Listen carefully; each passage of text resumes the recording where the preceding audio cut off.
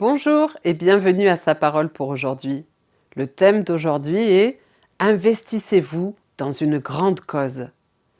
Peut-être est-ce pour faire face à une telle situation que tu es devenue reine. Esther chapitre 4, verset 14. Quelqu'un a dit que les 2 jours les plus importants de votre vie sont le premier, le jour de votre naissance, et le deuxième, le jour où vous avez découvert votre raison d'exister. Avant qu'il ne soit trop tard, découvrez le vrai sens de votre vie. À quoi Dieu vous a-t-il appelé? L'âge importe peu. Moïse avait 80 ans quand Dieu l'appela conduire son peuple jusqu'en Canaan. Jérémie avait probablement entre 15 et 17 ans quand Dieu l'établit prophète et commença à lui transmettre ses messages. Tous les deux eurent la même réaction devant l'appel divin. Moïse invoqua ses problèmes de diction et Jérémie sa trop grande jeunesse. Mais tous les deux finirent par obéir à Dieu. Si vous vous sentez peu apte à suivre le chemin que Dieu a tracé devant vous, vous êtes en bonne compagnie. Et que dire de la reine Esther, qui en face du plus grand défi de sa vie, accepta de s'investir dans une cause concernant la survie de tout le peuple juif.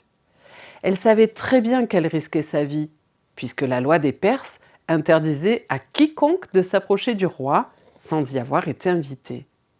Enfreindre cette loi pouvait entraîner l'exécution. Obéir à Dieu est souvent synonyme de risque. Parce qu'elle accepta le risque, l'ennemi juré du peuple juif, Aman, échoua dans sa tentative d'exterminer la totalité des compatriotes d'Esther. Notez que s'il avait réussi, 15 millions de Juifs auraient perdu la vie, bien plus que les 6 millions exterminés par les nazis pendant la Seconde Guerre mondiale. Son courage changea le cours de l'histoire. Peut-être envisagez-vous de prendre votre retraite après une vie à vos yeux bien remplie.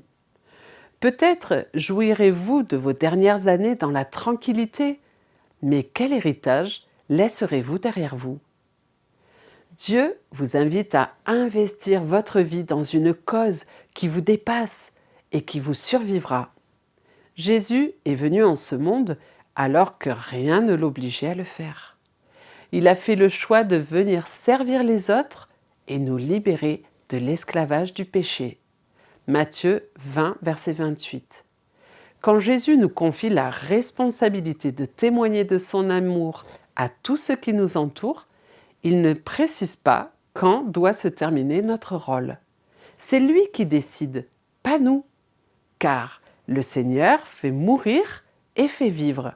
1 Samuel chapitre 2 verset 6. Il s'ensuit que Jésus nous exhorte en ces mots. Tant qu'il fait jour, il faut que nous accomplissions les œuvres de celui qui m'a envoyé. La nuit vient où personne ne peut faire aucune œuvre. Jean 9, verset 4. Investissez-vous dans une cause qui vous survivra.